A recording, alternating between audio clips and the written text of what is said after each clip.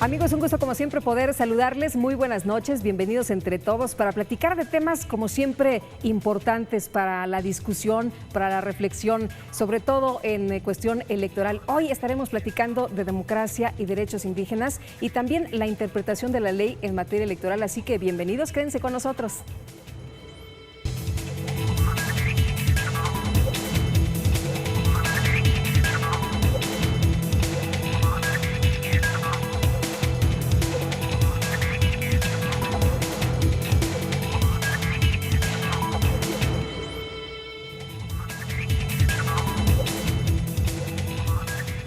Bueno, hoy nos acompaña aquí en el estudio el doctor Mario Cruz Martínez, a quien le agradezco que esté con nosotros. Él es profesor de la maestría en Derecho Electoral del IEM y va a estar platicando con nosotros precisamente un tema que le apasiona, que es el derecho y también el tema indígena. Así que muchas gracias por acompañarnos.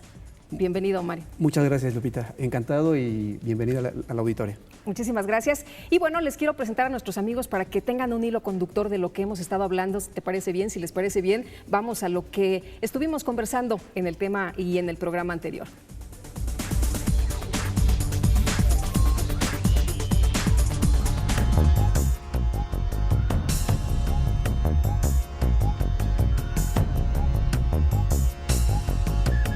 En nuestro programa anterior, la directora jurídico-consultiva del Instituto Electoral del Estado de México, Alma Patricia Sam Carvajal, nos explicó qué son y cómo aplican las medidas afirmativas para la equidad de género y su importancia en la construcción de la democracia. Para poder conseguir esa equidad de género, se da primero la fórmula de las medidas afirmativas. Y es una forma en que el Estado compensa esa discriminación para llegar a una igualdad de oportunidades. Es el presidente Kennedy en 1961 quien por primera vez utiliza el concepto de medidas afirmativas. Primero te puedo decir que en América Latina el primer país que utiliza las medidas afirmativas, llamadas ley de cupos o ley de cuotas, como la conocemos en México, fue Argentina en 1991. En México lo traemos en 1993, en la reforma a la ley, pero no es en una forma obligatoria. Es hasta 1996 donde se establece un 30%, el porcentaje 30% de obligatorio para los partidos políticos de que las mujeres estén incluidas dentro del listado de candidatos. Por otra parte, Héctor Díaz Santana, profesor de la maestría en Administración Electoral del IEM, compartió conceptos sobre la democracia representativa y la ética. La democracia representativa implica tener mecanismos, sistemas para que los ciudadanos puedan nombrar a sus representantes. Es un suceso, es un evento, es que implica la vida política de vivir en sociedad. Nosotros como ciudadanos tenemos que elegir a gobernantes y estos gobernantes tienen que, digamos, organizar el gobierno, pero bajo premisas y bajo condiciones particulares. La democracia es un proceso de constante construcción. Es un proceso evolutivo, es un proceso que como la sociedad tiene que estar cambiando. Tenemos un sistema, un modelo. Las instituciones electorales son ejemplo a nivel internacional y dan apoyo técnico a otros países, pero por el otro lado la ciudadanía no está contenta con las elecciones. Aquí, ¿qué pasa? Una elección nunca termina, siempre es un proceso inacabado. Porque nadie la reconoce, ¿no? Porque no la en otros países me parece que está más maduro este tema en cuanto a política. Cada quien que pierde dice, bueno, yo reconozco que acabo de perder y bueno, Así es. Felicito a mi contrincante, ¿no? Así es, eso es un término de madurez política.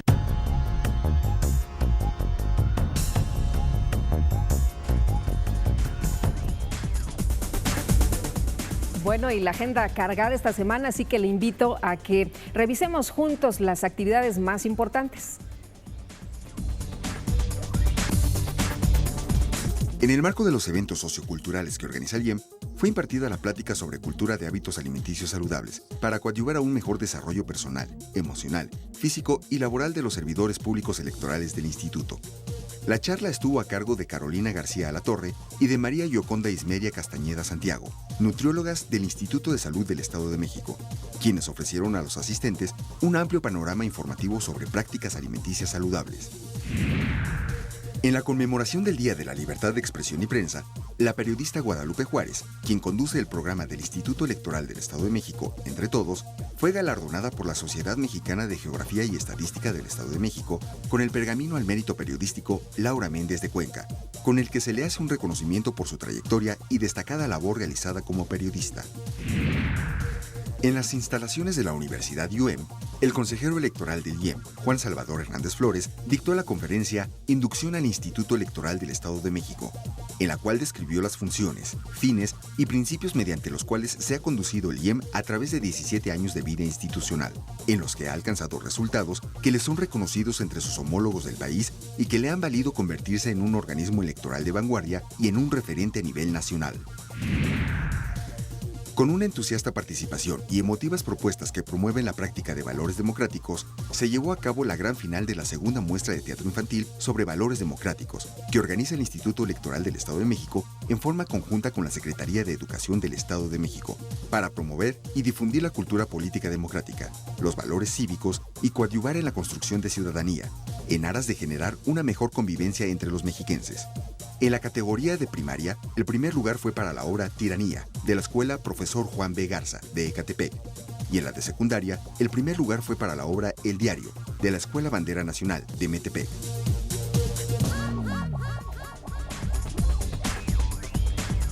Pues ahí lo más importante y lo más destacado durante esta semana. Y Mario, platicamos al principio de esta emisión de lo importante que es el tema de los derechos y también de las cuestiones indígenas, pero relacionadas con el asunto de la democracia.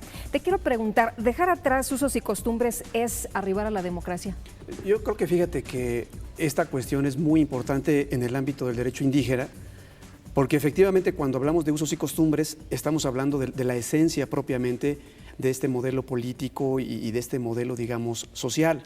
Yo creo que lo que tendríamos que plantear es más bien cómo coordinar efectivamente esta realidad que tienen las comunidades indígenas dentro de un ámbito más amplio que es justamente el del Estado mexicano. Y yo creo que aquí es donde tenemos un gran reto los diferentes actores sociales, los institutos electorales, las comisiones estatales de derechos humanos y obviamente las universidades. Creo que desde las universidades hemos logrado dar ciertas respuestas a efectivamente cómo lograr esa coordinación, porque yo siempre lo he dicho, los pueblos indígenas reflejan claramente un espejo de la arbitrariedad del Estado mexicano. Lo que no se ha hecho por parte de la autoridad está reflejado en los pueblos indígenas. Falta de políticas públicas, falta de reconocimiento político y sobre todo falta de un reconocimiento cultural de estas realidades. Es decir, todos los rezagos los vemos ahí. Efectivamente, yo veo que si quisiésemos analizar qué tanto el Estado mexicano ha avanzado en la democratización, tendríamos que mirar a esta realidad indígena y advertir, por ejemplo, que cuando se habla, por ejemplo, de justicia comunitaria, que es un tema que se ha planteado en la agenda de los últimos meses, encontramos que hay un problema de fondo, que es el tema del debido proceso legal. Y efectivamente encontramos esa referencia a esta realidad indígena totalmente marginada. Si te parece bien, regresamos con más de este tema. Vamos a una pausa y enseguida estamos con más aquí entre todos y la invitación es para que siga usted con nosotros.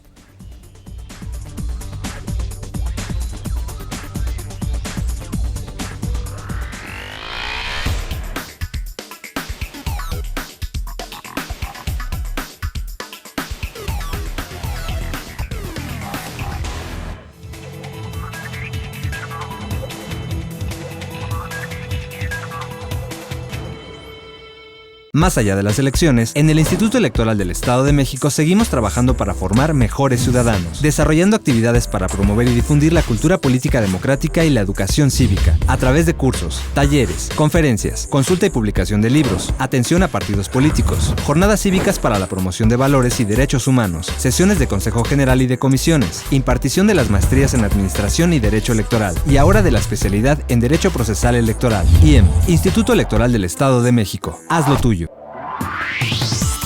Detrás de tu voto hay buenas noticias. Un programa del Instituto Electoral del Estado de México.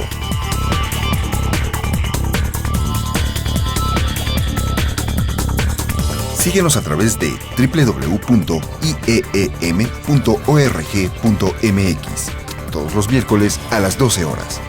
IEM, Instituto Electoral del Estado de México. Haz lo tuyo.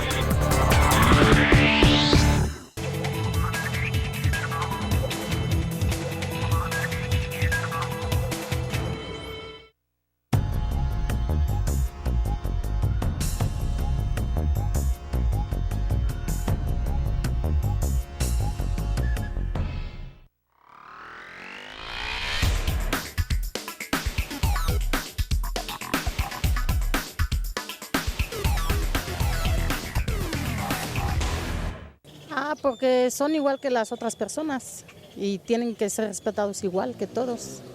Ellos son la cultura indígena y pues hay que seguir esas tradiciones para que ellos tengan también algo de respeto, porque hay gente que sí los discrimina a veces, por ser indígenas nos discriminan. Todo ser humano merece respeto. Pueden ser humildes, sencillos, pero al igual ellos nos brindan respeto. Porque son seres humanos también y tienen derecho como tenemos nosotros. Son personas como nosotros, más que diferente, ¿cómo se llama? Pues su modo de ser, su modo de cómo hablan y todo, pues es diferente a la de nosotros, pero somos igual que nosotros y tienen los mismos derechos que nosotros.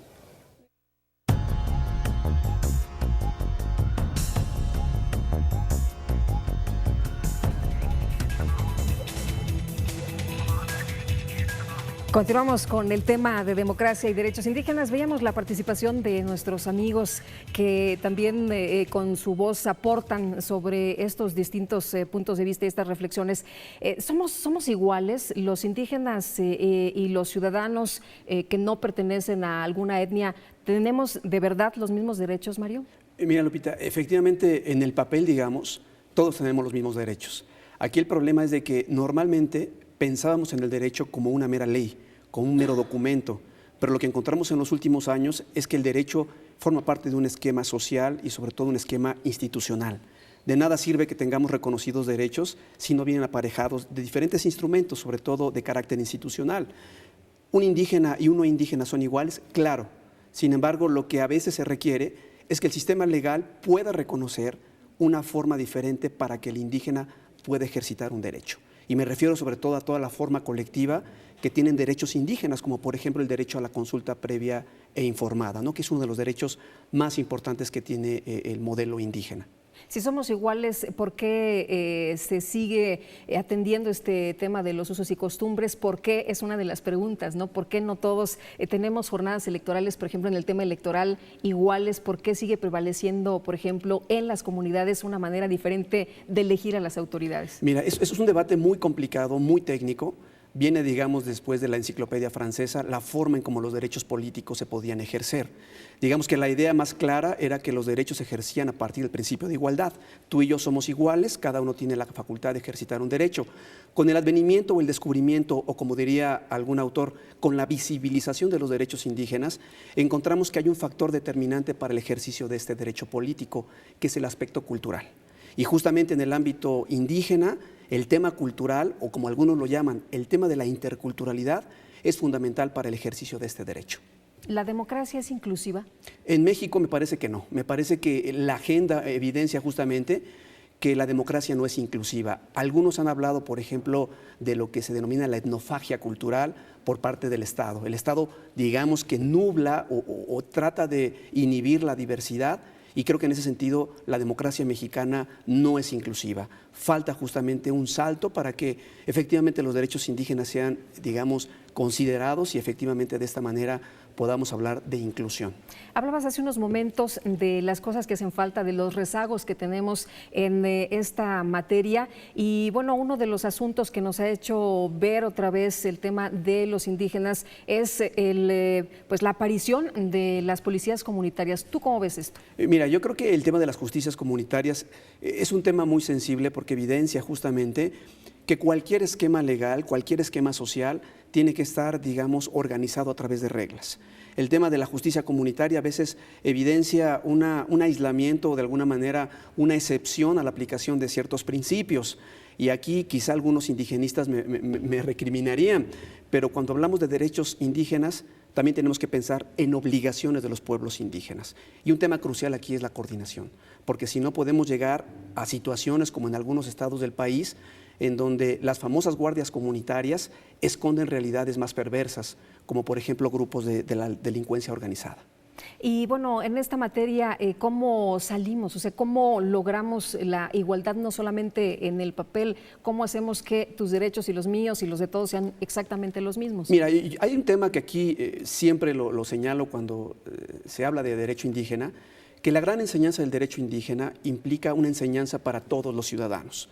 Cuando los derechos no son respetados, tenemos que exigirlos. Y como tú lo entenderás, en todo el continente americano es evidente cómo los movimientos indígenas no están pidiendo, están exigiendo justamente los derechos. Encontramos con la temática indígena que no nada más tenemos que focalizar el tema de la regulación, sino que tenemos que ver otro tema que es el de la emancipación. Cómo a través del ejercicio de los derechos, efectivamente los ciudadanos se sienten personas completas o, por decirlo de alguna manera, personas que forman parte de una democracia. En el caso del Poder Judicial, ¿cómo has visto la interpretación de la ley? ¿Cómo has visto justamente los juicios que se han hecho, los dictámenes que se han realizado en diferentes casos? Tenemos el de Oaxaca, tenemos el de Michoacán, en Cherán, en fin, varios. Sí, mira, el tema es interesante porque normalmente el Poder Judicial en el ámbito o la discusión de la democracia siempre había estado, digamos, soslayado como tema, como actor. Afortunadamente en los últimos años se ha advertido que la democracia, para que sea eso, requiere de la comprensión cabal de los derechos. Y en esta parte encontramos al Poder Judicial, como alguien decía, como el guardián de las promesas democráticas. Y efectivamente después de 2001, que es cuando se incluye el catálogo de derechos indígenas en nuestro ordenamiento legal, vamos a encontrar una serie de esfuerzos por parte de los tribunales electorales, por parte inclusive de la Suprema Corte de Justicia y sobre todo después de la gran reforma constitucional de 2011, en donde se potencia este gran elemento hermenéutico por parte de los actores judiciales y en donde se van incluyendo principios fundamentales como el caso de la interpretación conforme o el principio pro persona. De hecho, hace algunas semanas, un mes, digamos, se publicó por parte del Poder Judicial, la Suprema Corte publicó un protocolo para la interpretación de principios en materia de derecho indígena. Creo que el Poder Judicial está comenzando una labor que no había tomado, digamos, por los cuernos y advierto esto como muy saludable para México. Derechos humanos en materia indígena, leía artículo de José Woldenberg y decía, aparte de que la democratización del país constituye un marco inmejorable para asegurar los derechos indígenas en esta materia. ¿Coincides con eso? Yo estoy totalmente de acuerdo con Woldenberg porque efectivamente lo que debe reconocer cualquier modelo democrático es justamente aquellos sectores que están o han sido marginados del esquema social. Y justamente los pueblos y comunidades indígenas han logrado en los últimos años establecer una agenda política y eso es bien importante, sobre todo después del movimiento zapatista, con todas las querencias que haya o no haya, realmente el movimiento zapatista posicionó el tema de los derechos indígenas. Y creo que eso es importante porque los derechos indígenas comenzaron a cuestionar la naturaleza autoritaria en un principio del Estado mexicano. Oye, en el Estado de México, ¿cómo ves las cosas? También tenemos una pluralidad muy importante, tenemos indígenas en diferentes partes de la entidad. ¿Cómo ves las cosas? Mira, yo creo que en general en todos los estados de la República en donde los indígenas se hallan presentes, tenemos este gran desafío por parte de los actores institucionales, porque no tan solo los indígenas están apartados en la montaña o en la cañada, no. Los pueblos y comunidades indígenas se encuentran presentes en comunidades urbanas. Aquí el gran reto del Estado mexicano, en este caso el Estado de México, es justamente establecer ciertos instrumentos de política pública para poder fortalecer el aspecto cultural, por ejemplo, el ámbito lingüístico de estos pueblos y comunidades indígenas. Yo creo que se ha ido avanzando, pero me parece que todavía los esfuerzos son cortos. Se tiene que establecer quizá estrategias a largo plazo para que efectivamente podamos ver, digamos, logros y sobre todo productos muy concretos. ¿Cuáles dirías tú que serían estos logros o estos rubros en los que se tiene que trabajar para que estemos hablando a lo mejor en el corto plazo de una situación diferente en materia de democracia y derechos indígenas? Mira, yo creo que el primer tema es el tema de que los derechos indígenas ahora tienen una voz.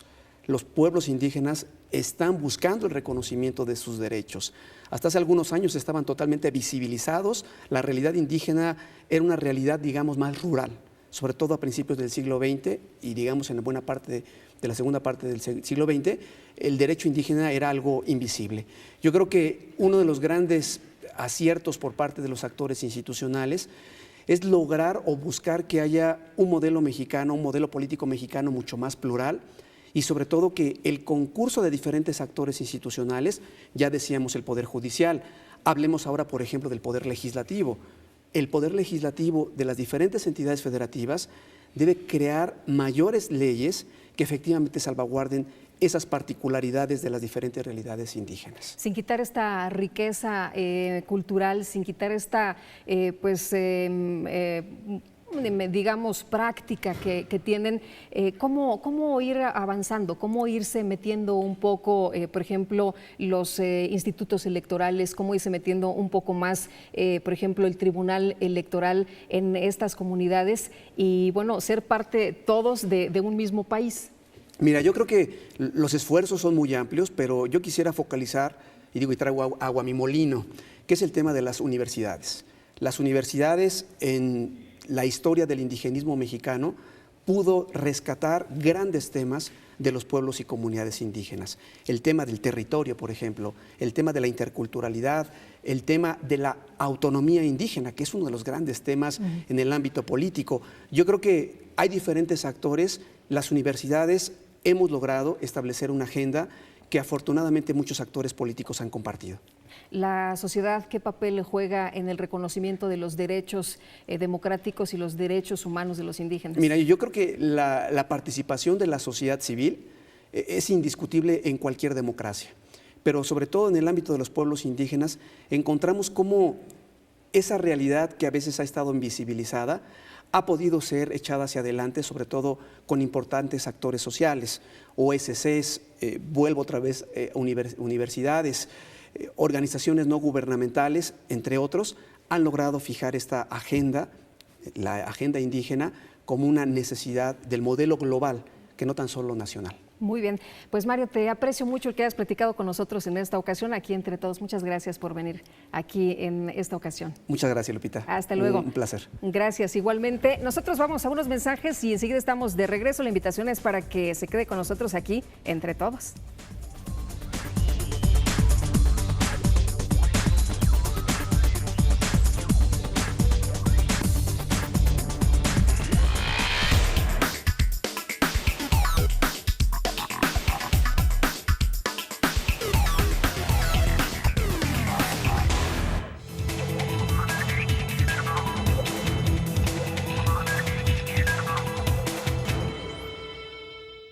Más allá de las elecciones, en el Instituto Electoral del Estado de México seguimos trabajando para formar mejores ciudadanos, desarrollando actividades para promover y difundir la cultura política democrática y la educación cívica, a través de cursos, talleres, conferencias, consulta y publicación de libros, atención a partidos políticos, jornadas cívicas para la promoción de valores y derechos humanos, sesiones de Consejo General y de comisiones, impartición de las maestrías en Administración y Derecho Electoral, y ahora de la especialidad en Derecho Procesal Electoral. IEM, Instituto Electoral del Estado de México. Haz lo tuyo. Detrás de tu voto hay buenas noticias. Un programa del Instituto Electoral del Estado de México.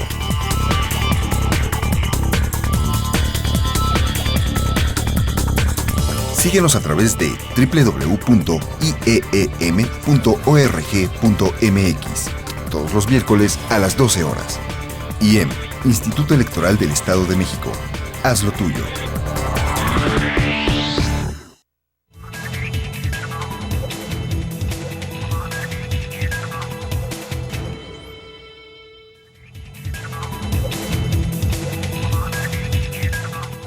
Estamos de regreso, qué bueno que continúa con nosotros para platicar entre todos. Y vamos a conversar y en esta ocasión le aprecio mucho que venga de nueva cuenta a este espacio al maestro Jesús Castillo Sandoval. Él es consejero presidente del Instituto Electoral del Estado de México. Maestro, ¿qué tal? Bienvenido. Buenas noches, Lupita, con mucho gusto estar en tu programa. Pues un asunto importante, sin duda. Vamos a platicar de la interpretación de la ley en materia electoral que ya habíamos adelantado. Y para empezar, si le parece bien, pues de qué se trata, qué es la interpretación. ¿Por qué es necesaria la interpretación de la ley? Pudiéramos pensar que ya está la ley, que están los códigos, que está todo muy bien definido, pero resulta que no es así. No, efectivamente, mira, interpretar la ley significa desentrañar el sentido, desentrañar lo que dice el texto de la ley. La ley se aplica cuando existe una controversia o existe alguna disputa entre partes que requieren que una autoridad determine lo que dice la ley. Generalmente las partes argumentan lo que la ley dice según su perspectiva. Los jueces la interpretan de alguna manera y las autoridades administrativas, como lo es el Instituto Electoral del Estado de México, también lo interpretan. La Constitución señala criterios o paradigmas para interpretar la ley y en materia penal prohíbe aplicar analogía o juicios lógicos. En materia civil le dice la Constitución a los jueces: tú, juez, deberás de interpretar la ley en forma gramatical, en forma sistemática. Si estos principios que establece la ley no te son suficientes, deberás de acudir a los principios generales del derecho. Y si los principios generales del derecho fueran insuficientes, pues entonces el juez, te dice la Constitución, de manera, una vez que la interpretas, buscarás la ley, la integras, haces la ley para resolver las controversias. En materia electoral, el artículo 2 del Código establece que el Código Electoral se interpretará de acuerdo al criterio gramatical, al sistemático y al funcional. Y tú me preguntarás, bueno, ¿y eso qué es? ¿Y eso de qué se trata? Te voy a poner un ejemplo, mira. Dice la Constitución: es derecho de los ciudadanos votar y ser votados. Y cuando decimos, bueno, yo tengo derecho a votar, pues la interpretación lógica sería, pues sí, tengo derecho a votar. ¿Y qué es votar? Votar significa crear una serie de instrumentos para hacer efectivo este derecho. Por ejemplo, el Código Electoral me dice: deberás de crear consejos distritales y municipales. Estos consejos van a ser autoridades, van a organizar en los municipios y en los distritos las elecciones. Ellos van a interpretar la ley. Si hay alguna duda, el Consejo General deberá de resolver en forma definitiva. Si la forma de interpretar la ley por parte del Consejo General no le agrada a los partidos políticos, tienen derecho de acudir al Tribunal Electoral del Estado para que él dirima la controversia. Contra la determinación del Tribunal Electoral procede una revisión de tipo constitucional legal que conoce la Sala Regional del Tribunal Electoral del Poder Judicial Federal, y contra sus determinaciones caben en ocasiones un recurso que lo resuelve la Sala Superior del Poder Judicial Electoral, de la Sala Superior del Tribunal Electoral del Poder Judicial Federal. Como tú verás, no hay una coincidencia de cómo se debe interpretar la ley. Pues sí, hay muchos participantes, ¿no? Cada quien la puede interpretar bajo su criterio y cada quien la puede interpretar dependiendo de lo que le convenga, ¿no, maestro? Efectivamente, precisamente en eso radica la interpretación, que dijéramos que a nivel doctrinal se conocen a tres grandes clases de intérpretes. Uno son los operadores de la ley, y dicen, bueno, ¿quiénes son los operadores? Pues las partes, la parte actora, la parte demandada, los partidos políticos, la autoridad. Otro operador, los jueces, los magistrados de los tribunales locales, los magistrados de los tribunales federales, y otro gran intérprete es el legislador. El legislador también interpreta la ley. Si analizamos la Constitución General de la República, en el artículo 72, que se refiere a las facultades que tiene el Congreso de la Unión, en una de sus facultades está de interpretar la ley. Pero cada quien tiene sus filias y sus fobias, cada quien tiene sus intereses. ¿Cómo se le hace efectivamente para llegar a un punto común, a un acuerdo, a una interpretación real de la ley? ¿Y quién al último, después de todos estos actores, quién es el que tiene la razón, quién es el que decide? Bueno, en realidad quien decide al final es la autoridad, la cabeza de la justicia, que es la Suprema Corte de Justicia de la Nación, o en materia electoral, la Sala Superior del Tribunal Electoral del Poder Judicial de la Federación. Ahora, ¿cómo resuelven estas controversias? Bueno, las resuelven atendiendo el hecho en disputa y los argumentos que proponen las partes. Las partes hacen propuestas de interpretación. Tú haces una, yo hago otra, y la autoridad acepta alguna de las dos o las dos parcialmente y resuelve una controversia. Después, esa controversia, esa resolución que dicta la autoridad, puede ser sujeta a una revisión que deberá de hacerla un tribunal. Y este tribunal resuelve con base en la ley que tiene la competencia de aplicar. Y hay una autoridad superior, jerárquica superior, que es el Poder Judicial Federal, que resuelve en definitiva quién tiene la razón, incluso revoca sentencias de los tribunales locales y de las autoridades administrativas, como el Instituto, y nos indica cómo se debe de interpretar la ley. ¿Hay casos en los que no haya ley? ¿Hay casos en los que efectivamente no se tenga la información para tratar de resolver alguna situación? Sí, hay muchos casos. Te voy a poner un ejemplo. Mira, un caso donde no hay ley es en el registro de candidaturas independientes. Tú recordarás que en la elección pasada a nivel federal había algunos personajes que tenían la intención de ser registrados como candidatos a la presidencia de la República sin tener ningún partido político. Y la ley establece que los partidos políticos son los conductos o los medios a través de los cuales los ciudadanos pueden accesar al poder. Como no había ley, se les contesta: no hay reglas para que tú puedas participar en esta elección. Claro. Vamos a esperar que el legislador reglamente tu participación y entonces lo podrás hacer. Que fue lo que ocurrió al final, ¿no? La reforma, y ya ahora lo que tenemos es que cualquier persona que así lo desee, sin importar que no haya atrás un partido político, pueda lanzarse a alguna puesto de elección popular. Vamos a decir que a nivel constitucional ya está reconocido este derecho. Lo único que falta ahora es establecer las reglas de operación, pues sí, que es la ley que todavía no existe. Claro. En algunos estados ya, ¿no? Sí. En otros todavía falta por definir. En Yucatán existe, en Zacatecas, en Quintana Roo. Ajá.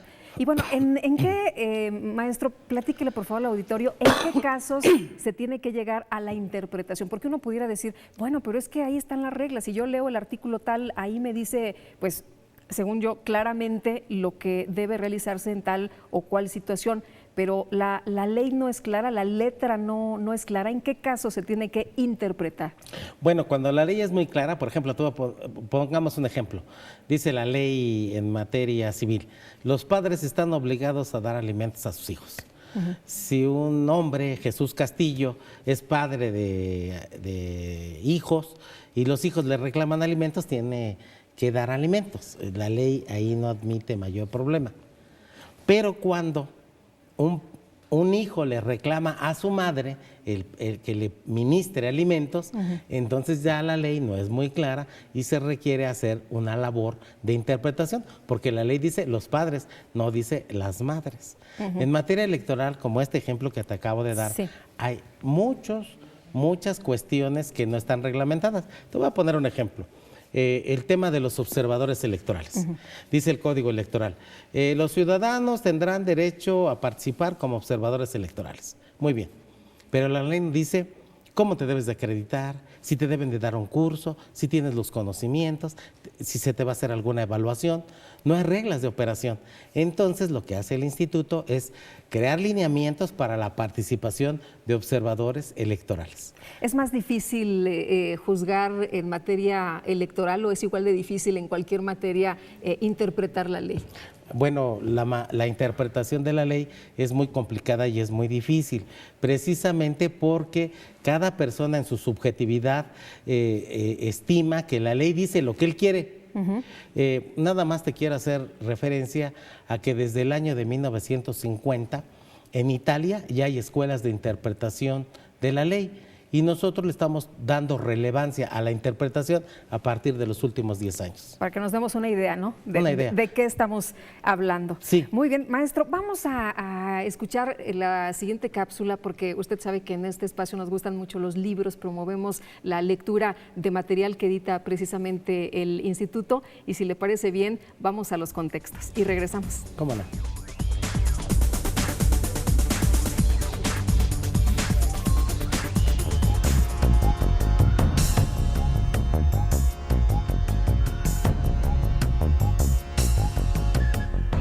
El Instituto Electoral del Estado de México tiene entre sus objetivos el de promover y difundir los valores de la cultura política y democrática. En ese sentido, programa un conjunto de actividades que a lo largo del año tienden a promover y reforzar esos valores y también el análisis de la democracia a lo largo del Estado.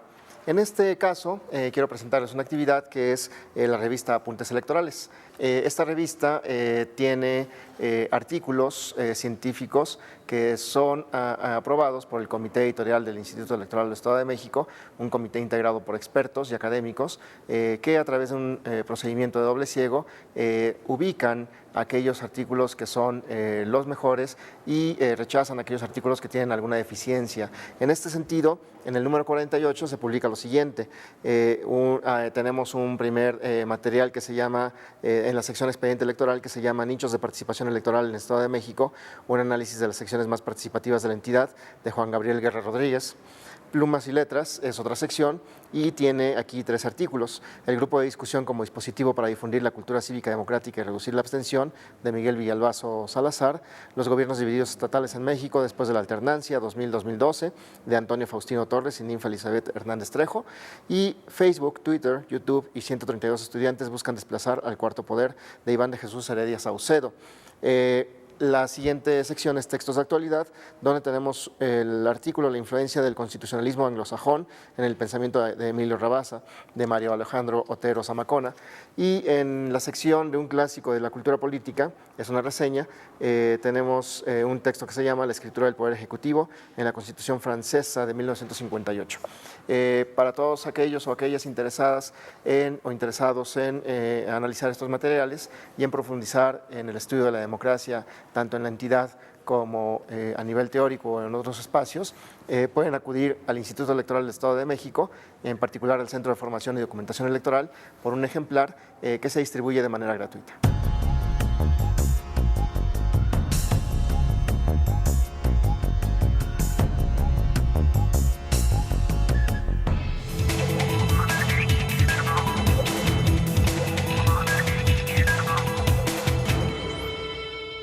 Más allá de las elecciones, en el Instituto Electoral del Estado de México seguimos trabajando para formar mejores ciudadanos, desarrollando actividades para promover y difundir la cultura política democrática y la educación cívica, a través de cursos, talleres, conferencias, consulta y publicación de libros, atención a partidos políticos, jornadas cívicas para la promoción de valores y derechos humanos, sesiones de Consejo General y de comisiones, impartición de las maestrías en Administración y Derecho Electoral, y ahora de la especialidad en Derecho Procesal Electoral. IEM, Instituto Electoral del Estado de México. Haz lo tuyo.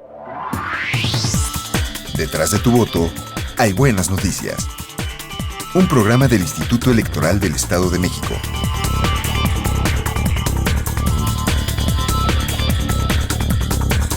Síguenos a través de www.ieem.org.mx todos los miércoles a las 12 horas. IEM, Instituto Electoral del Estado de México. Haz lo tuyo.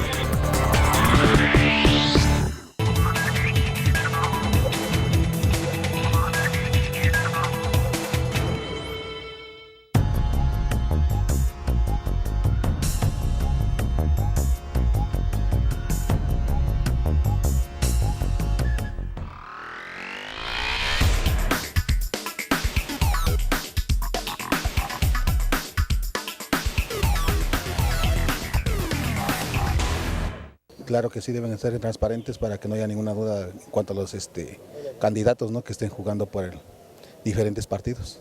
Pues porque aparecen muchas anomalías en los tratamientos oficiales. Cuando hay una legalidad y hay seriedad es diferente, pero aparecen en una forma pues muy, ¿cómo le diré?, muy abusivos, violan las leyes, desgraciadamente. Claro que sí, desde luego que tienen que ser más claras para tener, más seguridad, más confianza en las autoridades y para que todo el pueblo, toda la gente, pues vea un avance. Pues yo pienso que sí, porque pues hay mucho, ¿cómo se llama? Hay mucha corrupción también en eso y pues yo pienso que deben estar más al pendiente ahí. Hay mucha corrupción. Mucho abuso por parte de los representantes de casillas y los partidos. Se lleva a cabo que ahí te va una despensa o te va una lana y te vente acá al partido de acá de nosotros. Así ha sido todo el tiempo y por eso.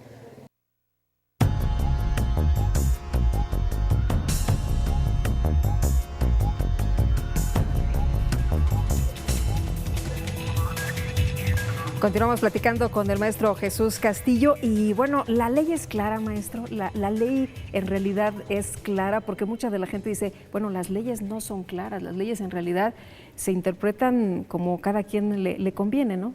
Sí, Lupita, las leyes no son claras, son ambiguas, son abstractas y nada está tan bien escrito que no se puede interpretar.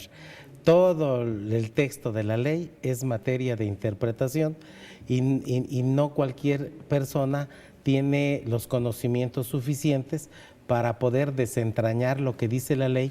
La ley está redactada a través de fórmulas legales que crea el propio legislador y solamente los peritos en derecho pueden descubrir la esencia de lo que dice la ley. La ley es ambigua, la ley es abstracta y uno de los grandes problemas que surge en la interpretación es cuando la gente discute la ley, dijéramos, sin tomar en consideración ningún caso concreto. Por ejemplo, si tú y yo nos pusiéramos a discutir el tema de cuál es el valor que debe de prevalecer, si la vida o la libertad, pues estaríamos discutiendo muchas horas sobre este tema y tal vez no nos podríamos poner de acuerdo. Pero si, por ejemplo, nos dicen, a ver, Juanita Pérez tiene 22 años de edad y acaba de abortar, la pregunta sería, a ver, ¿Juanita tiene derecho a abortar? ¿Quién va a proteger los derechos del producto de su embarazo? Y entonces, sobre un caso concreto, ya podemos decir, ella tenía la libertad de abortar, o no. O no. El menor tenía el derecho de ser representado por alguien y ella no podía abortar. Por eso hay un plazo que se establece para que las mujeres, después de que concibieron al producto, después de 3 meses se considera aborto y antes de 3 meses no. Son cuestiones de interpretación de la ley. Ahora, yo puedo interpretar la ley como, si yo leo un párrafo o a lo mejor un artículo, yo lo puedo interpretar como usted dice, no soy perito, muchos de los que nos están viendo no son especialistas, los especialistas lo interpretan también, cada quien a su manera. ¿Cómo garantizamos que haya una buena interpretación? ¿Hay criterios para que se siga un lineamiento y se haga lo más claro y lo más apegado posible a derecho? Sí, los criterios que son, el criterio principal es que haya justicia, que haya igualdad, que haya equidad. Ese es el principio fundamental. Todas las autoridades nos guiamos por paradigmas a los que se tiene que llegar en la interpretación de la ley, pero todas las leyes, el Código Civil, la Ley Federal del Trabajo, el Código Penal, el Código Electoral establecen criterios de interpretación. En materia electoral, el artículo 2 del Código Electoral establece que el Código Electoral se interpretará de acuerdo al criterio gramatical, sistemático y funcional. ¿Qué significa el gramatical? Bueno, significa lo que dice la ley, dijéramos, desde el punto de vista de su redacción. Pero a veces eso no resuelve los problemas y tenemos que sistematizar o tomar en cuenta toda la ley para entender cuál era la intencionalidad del legislador y poder resolver un caso concreto. Y el criterio funcional significa que debemos de tomar en cuenta la intencionalidad del legislador. ¿Qué quiso el legislador al expedir una ley? Y bueno, ahí están los criterios definidos muy claramente. Muy claramente. Y como tú podrás advertir, todas las personas interpretan la ley. Hay personas que no han estudiado en la Facultad de Derecho la carrera y se ostentan como abogados, así. Los que salimos de la facultad salimos con una carrera que se llama licenciatura en Derecho. Otros salen licenciados en Sociología, en Filosofía, en Pedagogía. Estos señores se hacen llamar abogados y dicen, yo soy abogado porque puedo abogar por otro. Lo que no saben es interpretar la ley y en lugar de resolver asuntos, a veces crean conflictos muy severos porque no saben interpretar. Y ahí es cuando la situación para muchas personas puede ser delicada, ¿no? Efectivamente. En el tema electoral tenemos muchas instancias, en el tema electoral hay gente muy capacitada y como usted decía, hasta llegar a la cabeza más alta, ¿no? A la máxima de justicia. instancia, que es el Tribunal Electoral. Efectivamente. Te debo de precisar, Lupita, mira, las autoridades administrativas y los tribunales electorales tenemos la obligación de aplicar la ley en forma gramatical y sistemática y funcional. Sin embargo, a raíz de las reformas al artículo 1 de la Constitución de junio de 2012, encontramos que ahora todas las autoridades tienen la obligación de interpretar la ley de tal manera que todos se ajusten a la Constitución. O sea, la Constitución es el máximo, digámoslo así, ordenamiento sí. en la materia. Sí. O sea, no hay más allá. ¿La Constitución es lo más importante? La Constitución y los tratados internacionales aprobados por el Senado de la República, en donde nuestro país sea parte. Dijéramos que está la Constitución en un nivel superior y abajo de la Constitución, o algunos lo ubican al mismo nivel, están los tratados internacionales que también nos otorgan derechos que debemos de hacer valer ante las autoridades de todo tipo de clase de autoridades, tanto judiciales como administrativas.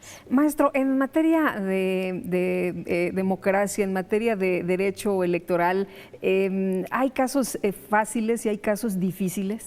Bueno, en todas las materias hay casos fáciles y difíciles. Los fáciles son cuando, de acuerdo a la literalidad de la ley, se puede resolver un asunto sin mayor problema.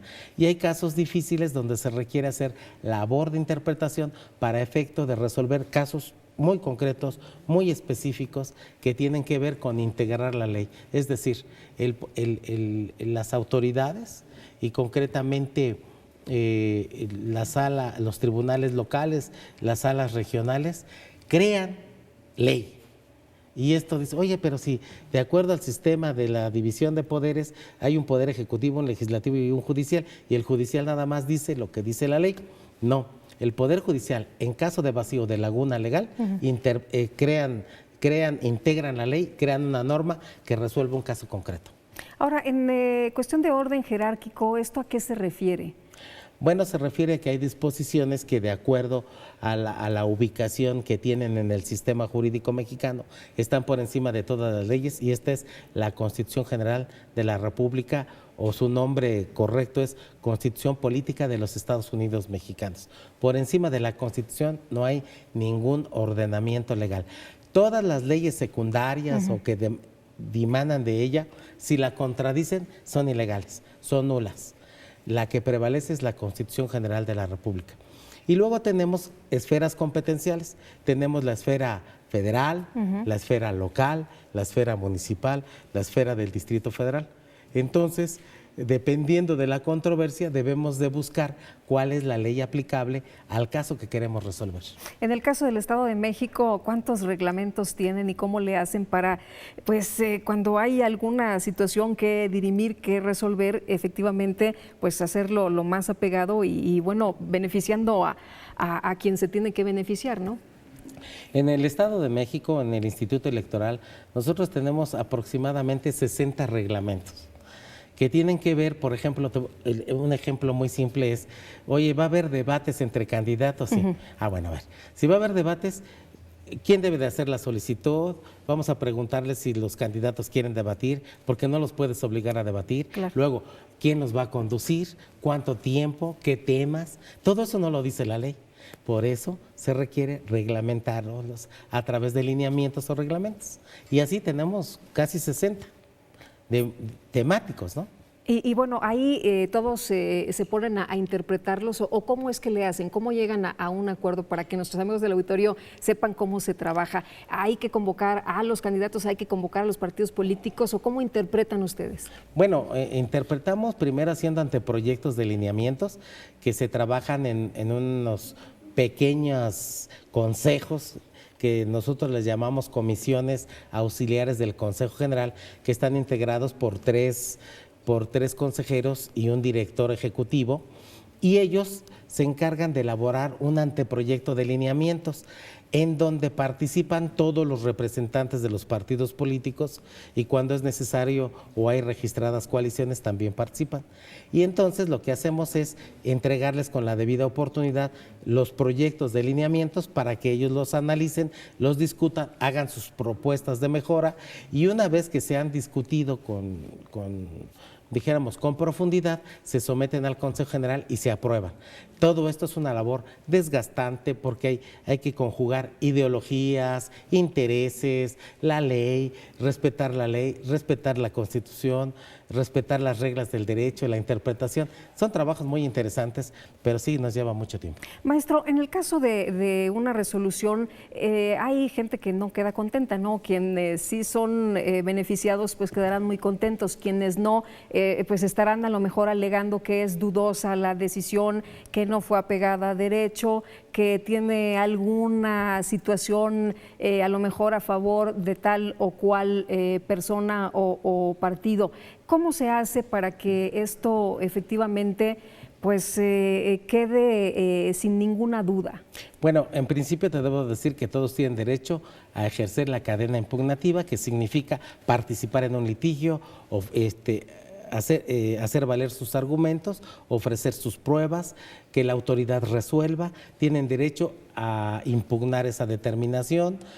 Una vez que resuelve la autoridad local, el tribunal local, contra esa resolución, cabe otro recurso federal, se agota ese recurso y una vez que la autoridad, que es cabeza de justicia, determina quién tiene la razón, esa es la verdad legal. Nosotros la conocemos bajo el vocablo cosa juzgada y se tiene que cumplir. Y los que no estén conformes con esas determinaciones no tienen otro recurso más que resignarse. Oiga, maestro, nos decía usted, en otros países hay incluso escuelas para estudiar este tema de la interpretación. En Italia. En Italia, por ejemplo. En México, ¿cómo se le hace? ¿Cuál es la capacitación para que efectivamente alguien que tiene esta responsabilidad tan grande lo haga de una manera profesional y adecuada y que sea un especialista? Bueno, en realidad en México la interpretación se ve en el primer semestre de las carreras de licenciado en Derecho, en donde uno de los temas que se dan es la interpretación. De ahí en fuera, en toda una carrera de abogado no hay interpretación, y entonces ahora las universidades, la Universidad Nacional Autónoma de México, donde yo soy catedrático, se están presentando cursos de interpretación de la ley, de argumentación jurídica, y de esta manera estamos empezando a empatar a los abogados para que sepan interpretar la ley. En realidad, en ninguna escuela hay una carrera de interpretación. Simplemente llevan materias aisladas, seriadas, que cumplen con los requisitos académicos, y cuando terminas tus materias, hay diversas formas para titularte y te entregan tu título, y muchos de esos abogados, lo voy a decir con mucho respeto, no saben interpretar la ley. En México, ¿usted diría que se están haciendo bien las cosas o que nos queda mucho por hacer en materia de interpretación de la ley? Bueno, yo diría que nos hace falta interpretar la ley, nos falta estudiar, nos falta que gente que tenga expertise en interpretar la ley nos enseñe a hacerlo, porque te debo de decir que yo conozco aproximadamente 18 métodos de interpretar la ley de manera diferente, y todos son complejos. ¿En el Estado de México el instituto está haciendo un buen trabajo en esta materia? Sí, yo he dado cursos de interpretación de la ley a nuestro personal para efecto de que estén capacitados y sepan lo que dice la ley y que no les digan otros lo que dice la ley. Muy bien. Maestro, ha sido un gusto poder tenerlo por acá, además con este tema tan importante, y veo que además le apasiona, así que muchísimas gracias por habernos acompañado. Muchas gracias a ti, Lupita, y te felicito por tu programa. Muchísimas gracias, maestro. Muy buenas noches. Buenas noches. Y buenas noches también a ustedes que nos han acompañado. Entre todos, les deseo que pasen muy buena noche, que descansen y que tengan una muy buena semana.